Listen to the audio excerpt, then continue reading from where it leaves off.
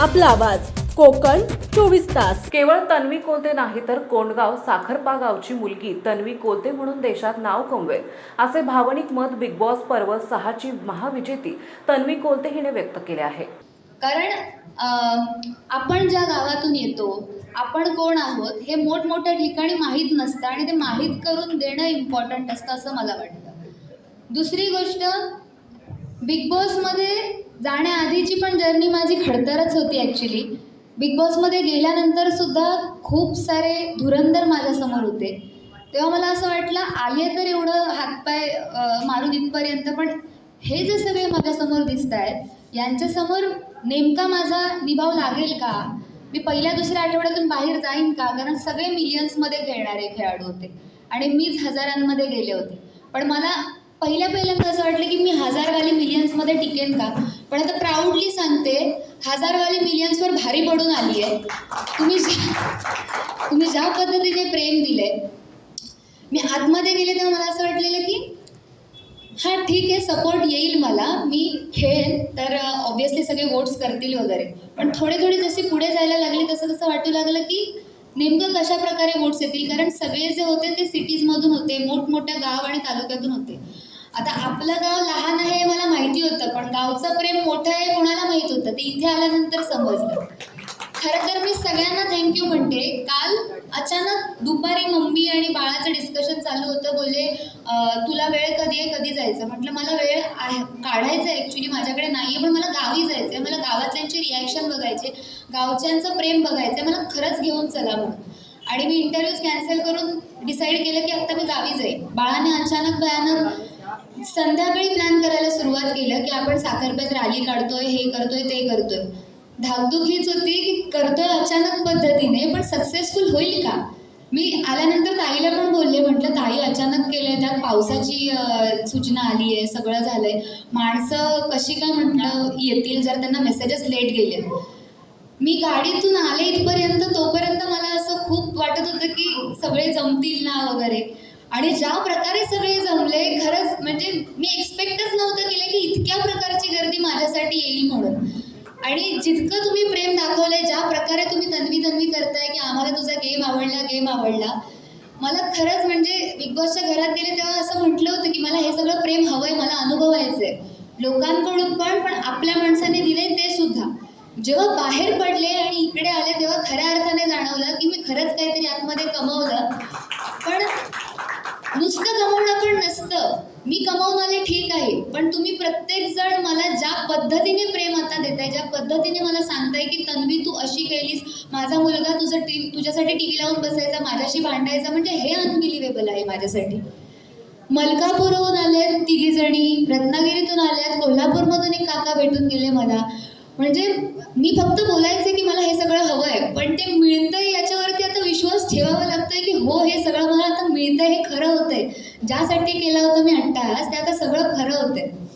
माझ्या पुढे मोठे धुरंदर होते, त्यात माझा टिकाव लागेल का असा एक ना अनेक प्रश्न माझ्या मनात घोळत होते, मात्र जिद्द, चिकाटी, संयम, उद्दिष्ट या जोरावर मला यश संपादन करता आले आणि त्यातच मी कोंडगाव साखरप्याची मुलगी आहे हे सांगायला अभिमान वाटत असल्याचं मत तन्वी कोलते हिने व्यक्त केले।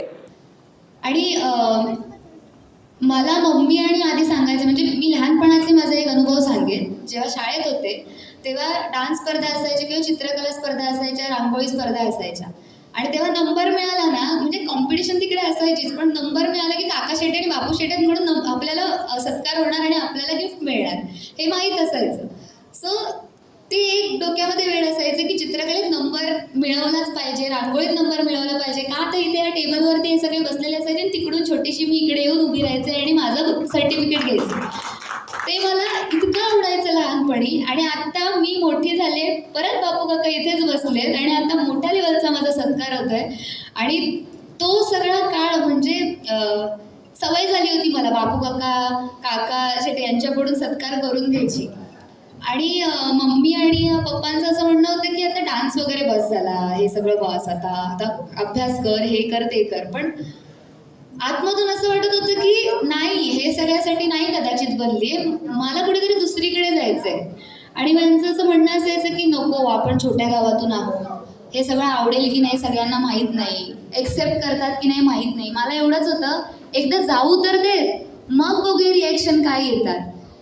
आणि मी त्याच प्रकारे गेले आणि ज्या प्रकारे तुमच्या रिॲक्शन आहेत, मला तर मम्मीलाच सांगावं असं वाटेल. मी गेले आणि या रिॲक्शन आता तुझ्या समोरच बसल्या की त्यांनी इतकं प्रेम दिलं, त्यांनी मला एक्सेप्ट केलंय. जे काही मी केलं, नावं नाही ठेवलेत, हे सगळं प्रेम मला मिळालं.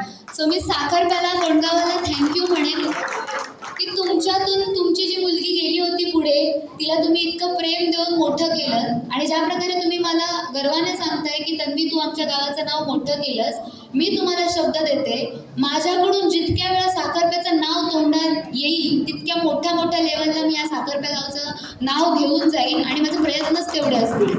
आता फक्त माझी गोष्ट फक्त तन्वी उदय कोलते हीच नाही आहे. तन्वी उदय कोलते साखरपा कोंडगावची पोरगी हे नाव मी मोठं करायला आता भरारी घेणार आहे. आणि त्या सगळ्यासाठी तुम्ही माझ्यासोबत आहातच, मला माहीत आहे. तुमच्या आशीर्वादानेच मी पुढे गेली आहे. आणि जितकं प्रेम दिलं मला त्यासाठी खूप खूप धन्यवाद. असंच प्रेम राहू द्या. हे यश माझ्यावर जीवापाड प्रेम करणाऱ्या असंख्य चाहत्यांमुळे शक्य झाले. आज हे यश पाहायला माझे वडील असते तर अधिक आनंद झाला असता.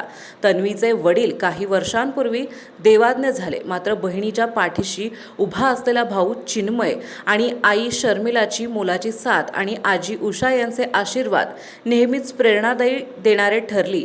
यावेळी कोंडगावच्या वतीने तिचा सत्कार बापू शेट्टे यांनी केला. यावेळी आंतरराष्ट्रीय बुद्धिबळपट्टू आकांक्षा कदम, भंडकंबा माजी सरपंच बापू शिंदे, कोंडगाव सरपंच श्रद्धा शेट्टे, ग्रामपंचायत सदस्य स्वरदा केतकर, ज्येष्ठ नागरिक आबा सावंत, माजी पोलीस पाटील मारुती शिंदे, प्राचार्य संजय बाईंग, रुपाली कीर, असंख्य चाहते, महिला, तरुणी, शिक्षक वृंद आदी उपस्थित होते.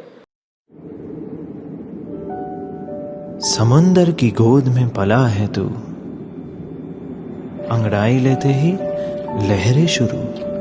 आज यौवन की मस्ती छोड़, ले चलता हूं तुझे एक नए मोड़. आजा तुझे माँ पुकारे अब, छेड़ देते हैं बीच से कुछ शरारत हंसी. गले लगा ले उसे ए फकीर, इंतजार कर रहा है तेरा तो. चल दे देते हैं उसे फसल की खूबसूरती तो. आजा तुझे माँ पुकारे अब, उन्हें भी देनी है एक नई पहचान. आजा तुझे माँ पुकारे अब. फिनोलेक्स पाइप्स पहुंचाए पानी को अपनी माँ के पास. महाराष्ट्रातील तसेच कोकणातील महत्त्वाच्या बातम्या पाहण्यासाठी कोकण 24 तास न्यूज चॅनलला यूट्यूबवर सबस्क्राईब करा आणि बेल आयकॉन प्रेस करा.